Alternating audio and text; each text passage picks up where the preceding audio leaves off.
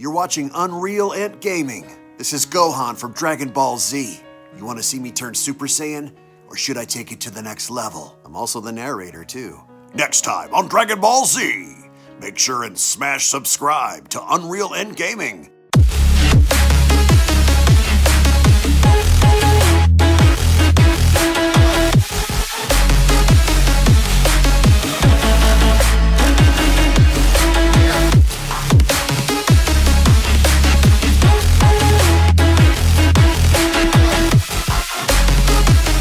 Now, it goes without question that the Dragon Ball Super franchise is going to continue far and beyond the Moro arc currently happening in the manga right now, and after having to witness the chaos happening on planet Earth right now involving Moro, Saganbo, 7-3, Gohan, Shimoreka, Piccolo, 17, Goku, Vegeta, and many others involved in this arc, the question begins to linger as to what exactly Toei Animation, Shueisha, and Toyotaro have planned after the Galactic Patrol Prisoner arc reaches its conclusion, and as of right now, the future seems to be a tad bit foggy in terms of direction for Dragon Ball Super, because essentially following this arc, literally anything could happen. So I would like to get your thoughts in the comment section below on what Toei should add following the events of the Moro arc in terms of introducing different elements, introducing different antagonists, and perhaps maybe extending its overall story far beyond people's expectations. As once more before we begin, if you guys are new to this channel and have a love and passion for all things Dragon Ball and anime related, then I do encourage you guys to smash that subscribe button and turn on all notifications, as well as giving this video a big thumbs up by slapping that like button down below if you guys simply are excited to see what the future holds for the Dragon Ball franchise, because thus far we've seen the potential that Dragon Ball Super has in terms of its marketing, in terms of its overall concept ideas, but the one thing that's lackluster is the overall execution, at least when it came down to the anime, because right now in the manga, things are really beginning to heat up, and the overall direction seems to be very consistent following the introduction of Moro to begin with. As joining me here today to talk about the future and what we could potentially see going forward in the Dragon Ball franchise in terms of having new arcs and stories be developed is my good friend and Dragon Ball YouTuber Emosh. Now Emosh, what's interesting to me is we've spoke about this several times off camera, and we've had very long hourly discussions discussing what Akira Toriyama could potentially write in and the elements that Toei Animation could introduce in Dragon Ball Super. Now, what I wanted to ask you is, what do you think should follow the Moro arc, especially given the circumstance that Vegeta had been training with the Yardrats and he's really perfecting his spirit in learning different abilities, learning different techniques, while Goku was put into training with an angel that was also training to become an overseer at some point, given the idea that Maris is supposed to be a trainee that's under someone's wing.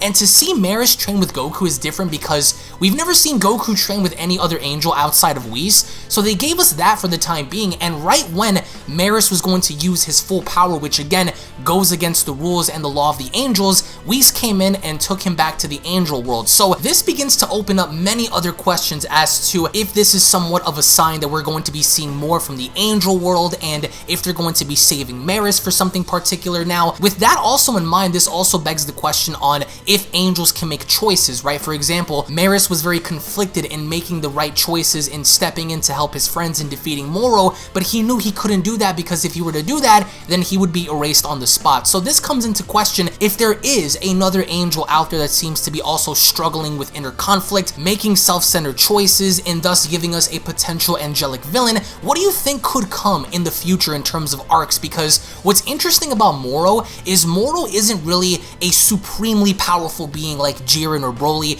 He's arguably very strong, of course, blue level if not above, but he's definitely no Jiren and he's definitely no Broly. But what makes him dangerous is his techniques, his abilities, the ability to take your chi, the ability to drain your power, and that is different for an enemy of this kind of caliber. So going into the future of Dragon Ball following the Moro arc, what do you see happening? Do you see perhaps Broly coming back or being introduced in the form of the manga, or do you see something involving Frieza? Do you see perhaps maybe an angelic villain coming about, or maybe somewhat of a demonic character from the Makaioshin realm or the demon realm? Like, what are your overall thoughts as to what they should do and the future following the Galactic Patrol Prisoner story? Alright, so I think we can both agree here when I say that the Moro arc is probably the most fun arc, the most interesting arc that we've had since maybe, like, I can't even name an arc.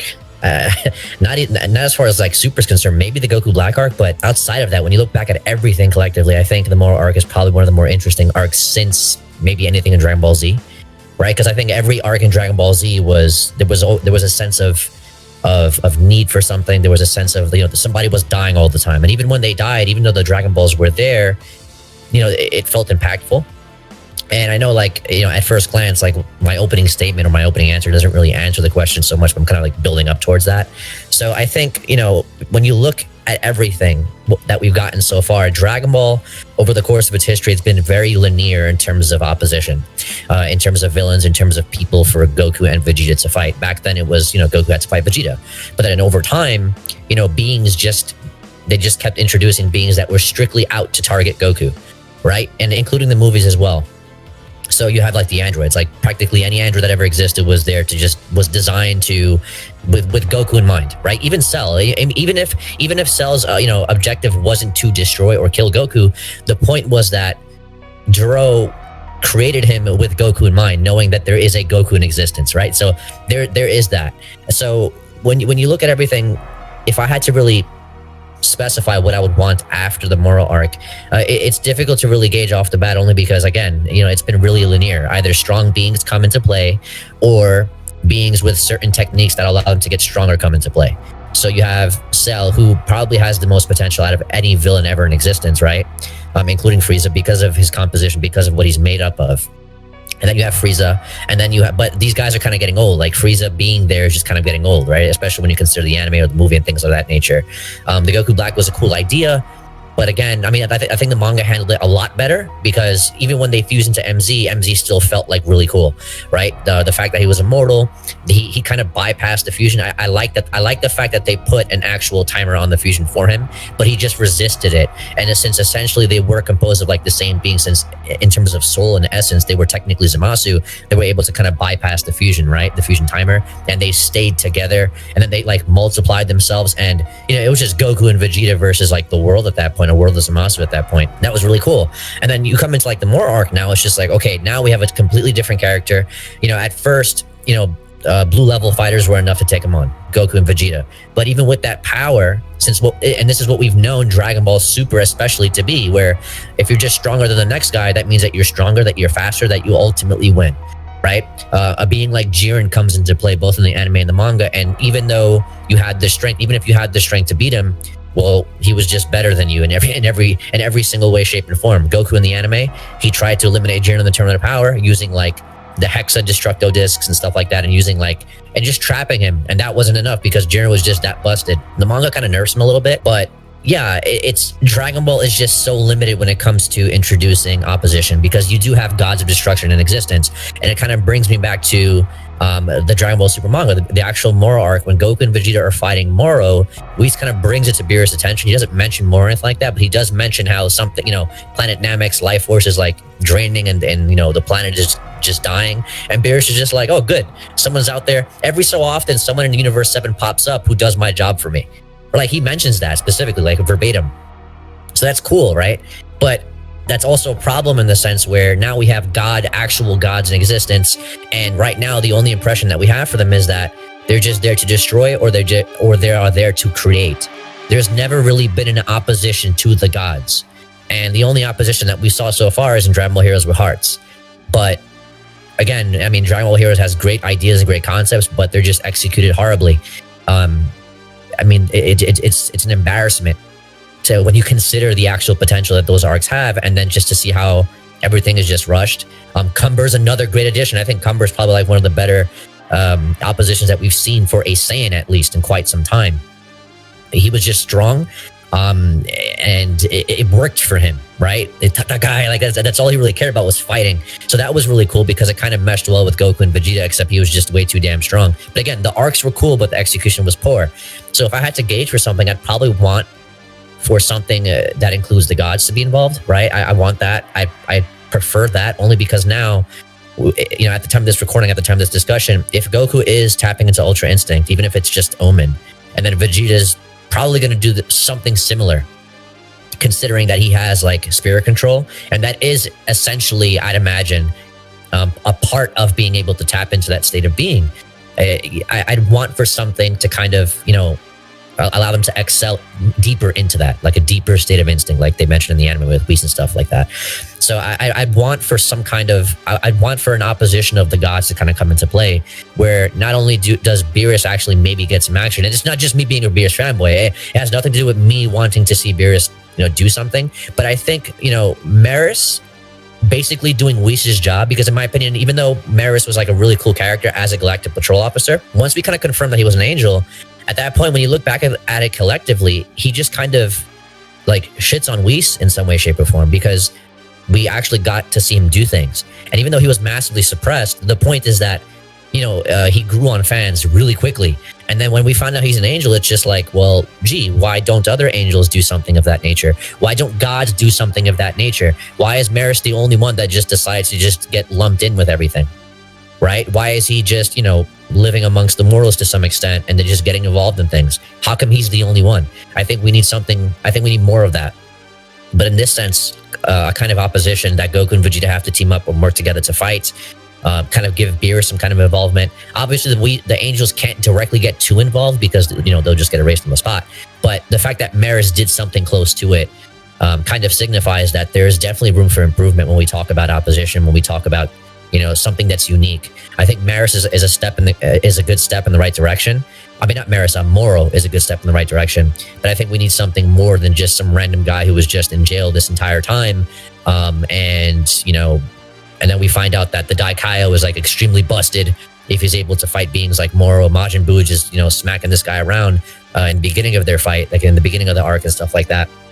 So it's good involvement, but it just needs a little more depth. I think the Moro arc is a good example of that, but we need something a little more, because now, you know, Goku and Vegeta, they're getting deeper and closer to the level of the gods. And then these constant villains who don't have anything remotely close to that sort of power, to that sort of status, are just coming out of the blue, no pun intended, and they're close to that. They're stronger than they currently are. So it's like, where is this stuff coming from, right? And I think at that point, that's the problem with this idea of like Super Saiyan God and Super Saiyan God, Super Saiyan, and blue level and training with an angel only for people like Kefla and Gohan to just come out of nowhere and ultimately gain that level of power passively, like it's nothing. Same thing for guys like Android 17.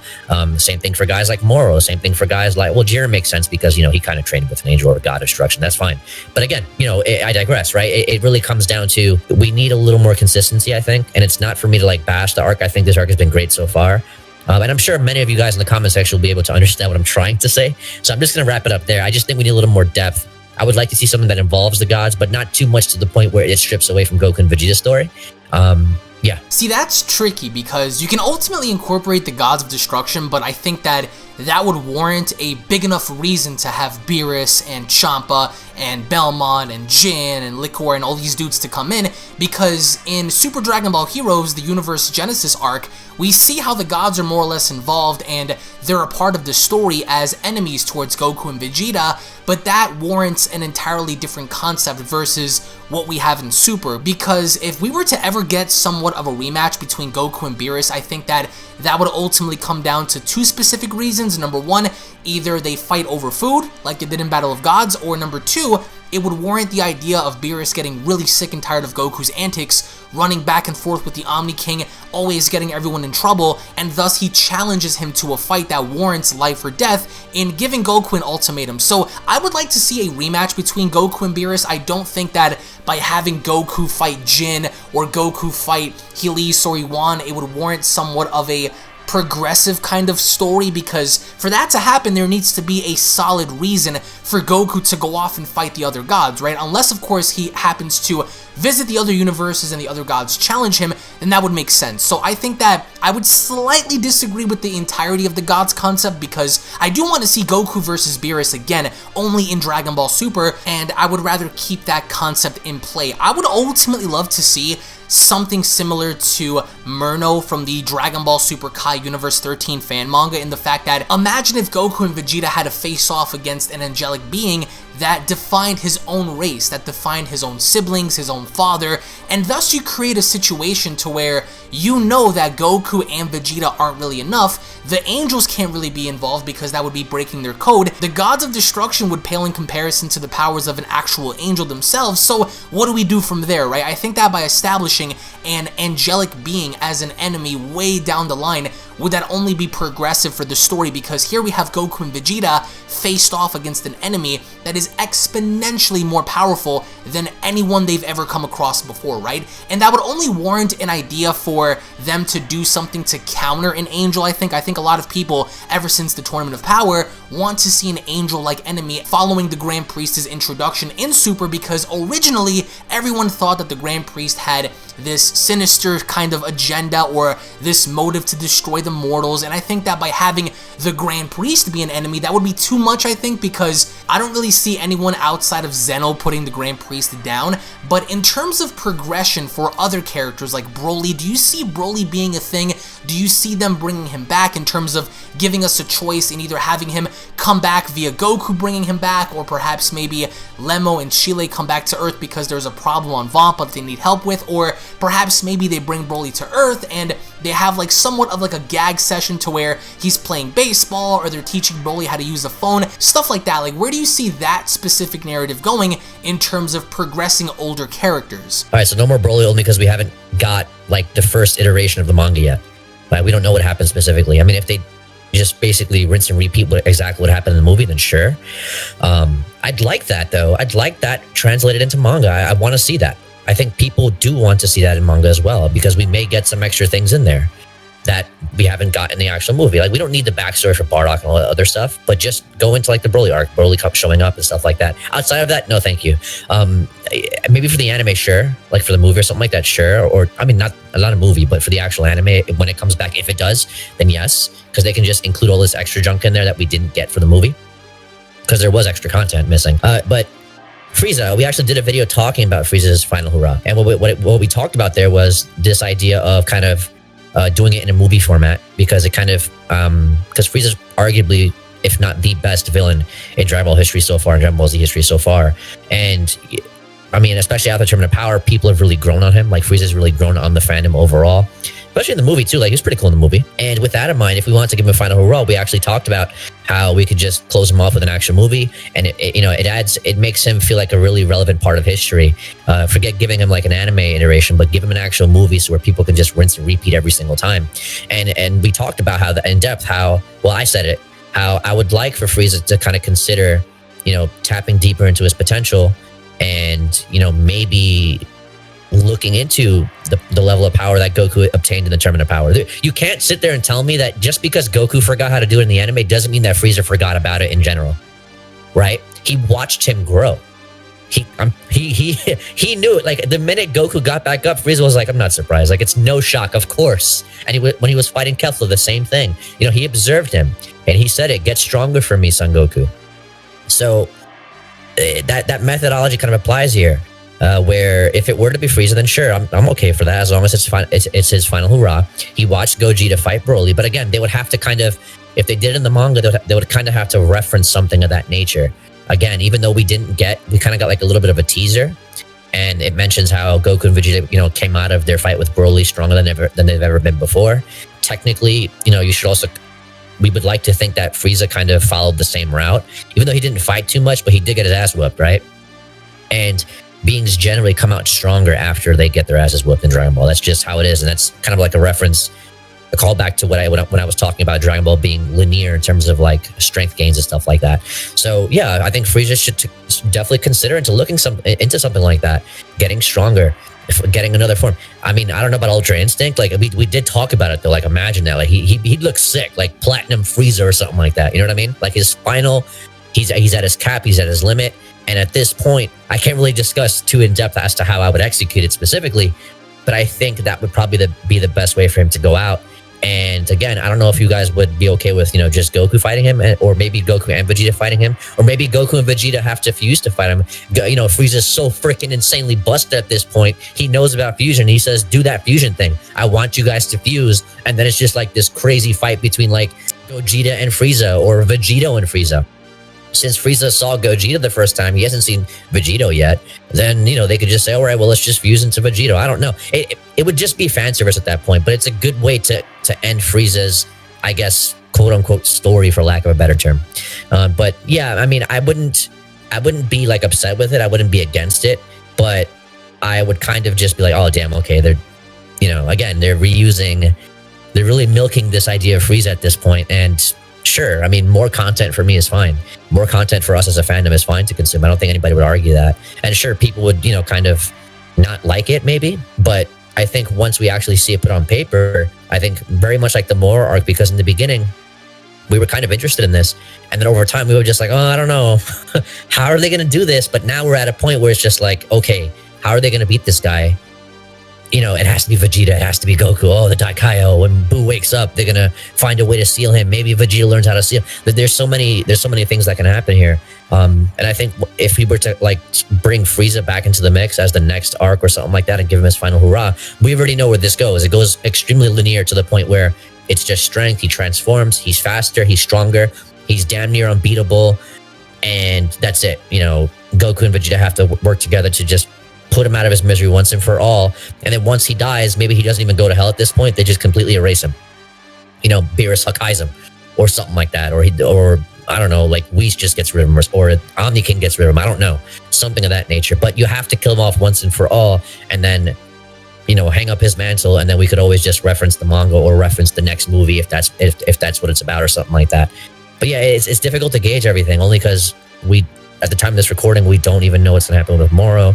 But I would imagine that it would have to be something that kind of pushes and encourages Goku and Vegeta to really excel into mastering themselves. You see, with Frieza, I like the idea of giving him one more arc, because I know a lot of people are sick and tired of him. I know a lot of people really relish on the idea of, oh, it's Frieza again, like we've seen him so many times, and yes, we have. But can you imagine if they gave us one more final hurrah for him? And yes, we've talked about this before in the form of giving him a new movie, or giving him one more final arc to where he really brings his A game. No drainage of stamina, no distractions, just straight up Frieza versus Goku and Vegeta, a fight to the death, right? So I would like to see that at some point, because you would ultimately wrap up the Frieza story in either keeping him around in Universe 7 forever, or permanently killing him off by having Vegeta kill him, or Goku kill him, or Beerus kill him, or some other circumstance happening to where Frieza is completely destroyed, never to come back again. I could ultimately see that being the case way later down the line, but in terms of preference, I would say give us somewhat of an angelic being towards the end of Super's run. Of course, yes, give us one more final hurrah with Frieza. I think that Frieza definitely deserves to have that send-off. I would also argue, bring back Broly for a circumstance, right? Perhaps maybe include another Tournament of Power done right this time, right? Because the Omni Kings did allude to the idea before Goku ran his mouth and telling him, hey, we should do this again. So the possibilities, I think, are endless, and if all else, I would definitely borrow elements from Super Dragon Ball Heroes, because Super Dragon Ball Heroes, like you said, introduced some really cool concepts and cool ideas, but everything turned out to be complete doo-doo because they really shat the bed in giving us the final execution for concepts like Cumber, Hearts, Lags. Hell, they had Merge Zamasu come back only to have him be fodderized, so that really didn't make any sense. It didn't really mesh well, I think, with the overall narrative, but imagine if they took these kind of concept ideas and they adapted them into Super in giving us a more in-depth story, longer and more in-depth battles. I think that it would ultimately work, but it really all depends, and I think that, in my own opinion, what they might go with next is perhaps something with Broly, because you can't just shell him out just yet. You can't just keep him in the shadows and expect for people to still care or even remember him, because we need to find out what the heck is going on with him, or perhaps maybe go into the ending of Dragon Ball Z, right? The story of Oob and Goku. They could have the Budokai tournament happen and Goku takes Oob off to train, or perhaps maybe a different circumstance happens, but the possibilities are endless. But in the comment section below, we want to get your thoughts as to what you guys want to see after the Moro arc? Is it something involving Frieza? Is it something involving a brand new enemy? Is it something involving Broly, Oob? We want to get your thoughts in the comment section below, guys. Again, thank you all so much for your time. Thank you all so much for watching. If, of course, you guys are new to this channel, then hit that subscribe button and turn on all notifications to never miss a single upload on this channel. Follow me on both Twitter and Instagram. Those links will be located down below. Give this video a big thumbs up by slapping that like button down below if you guys agree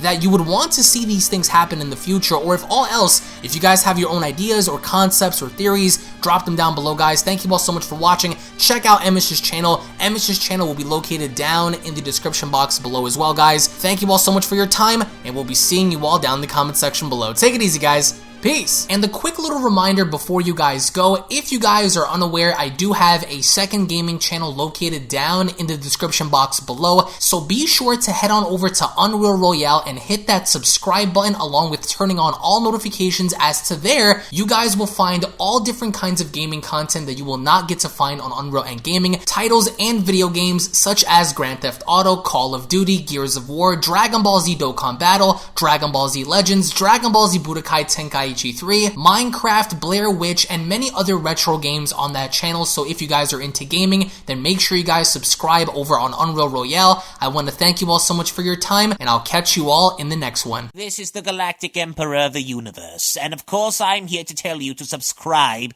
to UnrealEntGaming. Also follow UnrealEntGaming on these social media platforms to stay connected at all times. And if you don't, then very soon you will all be dead!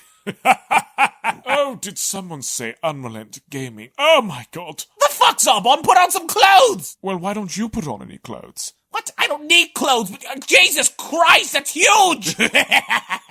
What, Broly? Frieza. Uh-oh. Prepare to die!